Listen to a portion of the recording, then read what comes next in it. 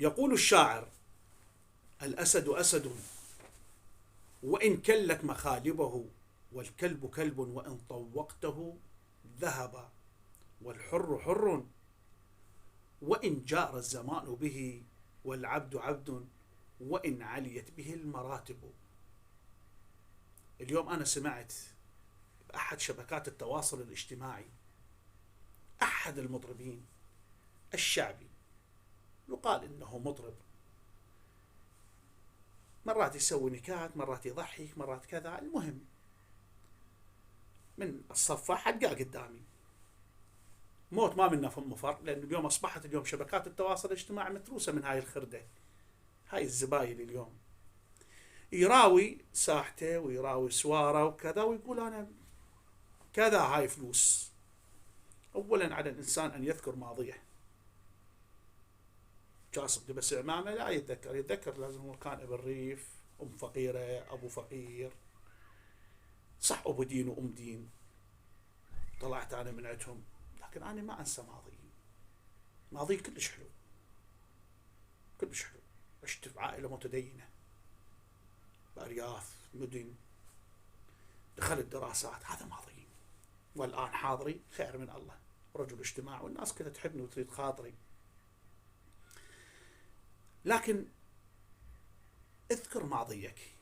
تقول أنا أبوي قلت له تعال اقعد من القبر وشوف عندي سيارة مونيكا وعندي كذا. يا أخي أنت جمعت من حرام ساحتك وسوارك وسيارتك المونيكا، وانت ندمان لأن أبوك مات وما شاف. لا والله عمي، هنيئا إله، هنيئا إله، ما شاف الحرمة، ما أكل الحرام، عاش في زمن الحلال، في زمن الحلال عاشه.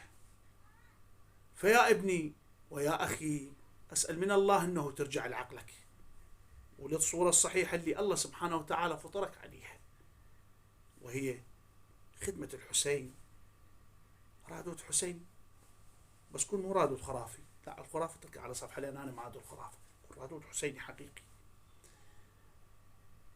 فلا تظل تراود الشعب العراقي وعلى أساس الشعب العراقي فقير.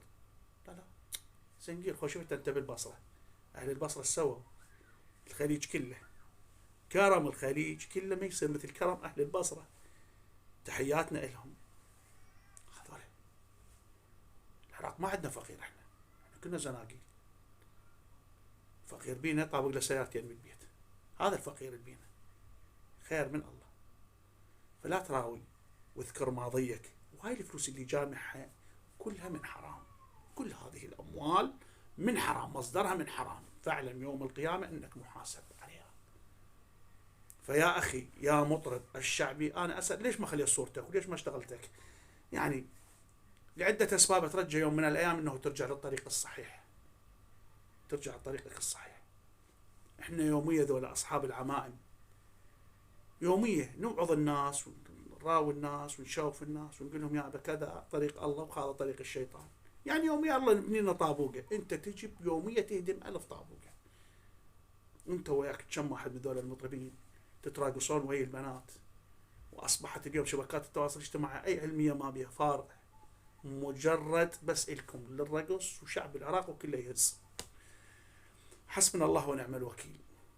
فحقيقة أنت أزعجتني اليوم بهاي القضية، والله أزعجتني ليش؟ إنه أنت ما منتبه لماضيك. انتبه لماضيك وارجع لصوابك وارجع لعقلك الأول.